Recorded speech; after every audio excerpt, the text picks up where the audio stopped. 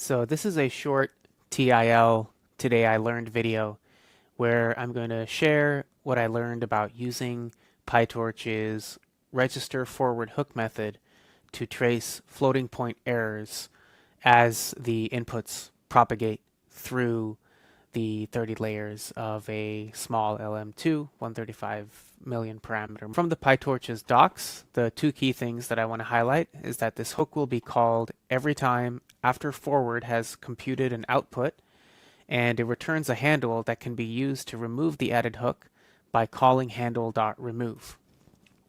And the hook is a function that you can define, and the inputs are, the first input is the module, then it has other arguments that you pass it, and then the output, and then you can either return none or you can return a modified output. And then it has some other details, but those are the key things I want to focus on here. So I'm going to load my base model, load my LoRA adapters. I'm going to copy the adapters because I want to compare the floating point differences as the same set of inputs passes through the unmerged adapters as well as the merged model. And this is the third video in kind of a mini series that I'm publishing. In the first video, I did a deep dive into the PEFT library's LoRA model merge and unload method. In the second video, I showed how the difference between the logits generated by the unmerged and merged LoRA models is a result of floating point errors propagating throughout the model. And this floating point error is a result of the fact that in the unmerged model, we have 4 matrix operations. And in the merged model, we have 1 matrix operation in every linear layer. And as a quick recap, the 4 operations in a unmerged model is the inputs pass the base layer, then added to that, the inputs pass through the dropout, the LoRa A, and then the LoRa B adapters, and then you add the base layer output and the LoRa output, and so you have 4 operations that are taking place there. In the merged model, we only have a single linear layer with a single weight matrix, so it's a single matrix multiplication with the inputs. And so this difference of matrix operations, because we're dealing with floating points and because floating point math is not exact when you're using computers, this difference in number of operations compounds the floating point errors that are just a result of using floating point when you're using PyTorch or Python in general. And this error propagates throughout the model, and you end up getting different outputs, even though you're really using the same LoRa adapters to create the merged weight matrices. And so to visualize this a little more, we're going to look at this register forward hook method that PyTorch provides.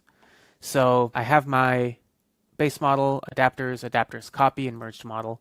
I have to copy the adapters because when I run merge and unload, it's going to overwrite the adapters with the merged model. It also overrides the base model with the merged model. And so I want to make a copy of that before merge so I can look at the difference in these outputs. So here's what adapters copy looks like. Here in each linear layer, LoRa linear layer, I have my LoRa A, LoRa B, as well as the base layer and some other items that are not really used.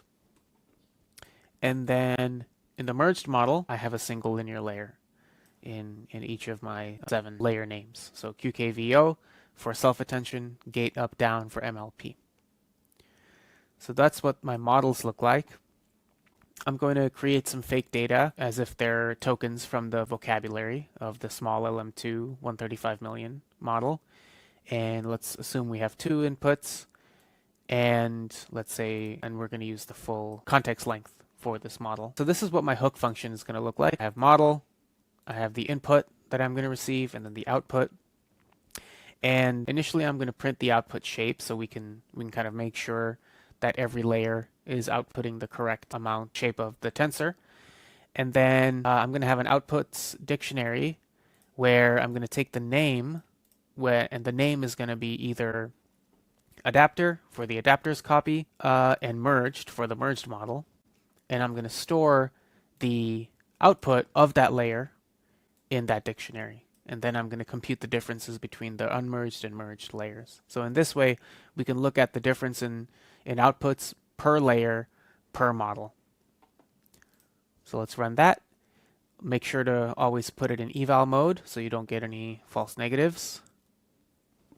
And then I'm going to iterate through the 30 layers, and I'm going to have a list of hooks where I am registering the forward hook on that layer, and I'm passing my hook function. And so it's going to return this object, a handle that can be used to remove the added hook by calling handle.remove. So I add my hooks. I pass the inputs through the model, so it should now register this forward hook, and it should capture my output. And we can see here that the output tensor is as expected. It's in our hidden dimension of 576. All right, we're going to clean up our hooks. We're going to remove them.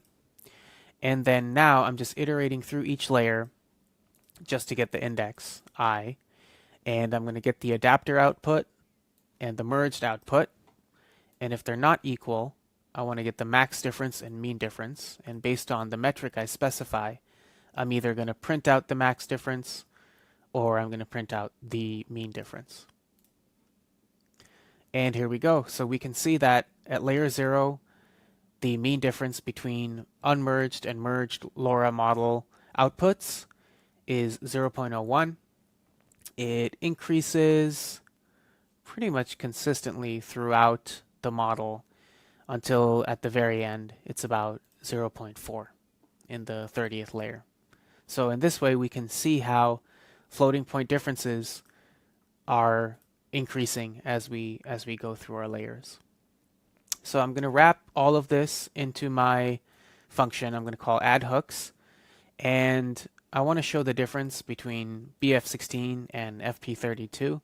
So I'm going to add a FP parameter, and if FP is float32, then I'm going to switch the model to float32, and then everything else is going to be the same, except I'm not going to print out my output shape. I'm going to add the hooks, forward pass through the models, clean up the hooks, print out the metric. So let's run this. First one I'm going to run is with bfloat16, and I should get the same result. So it was about 0.388 in the final model, which it is. And now I'm going to use more precise floating point, and I'm going to see that it's about 1/4 of the error. It's still significant because, you know, some of these weights, or sorry, not weights, some of these logits are, or outputs are fractions, and so 0.14 is still significant. And yeah, that's kind of the comparison that I wanted to make between BF16 and float32.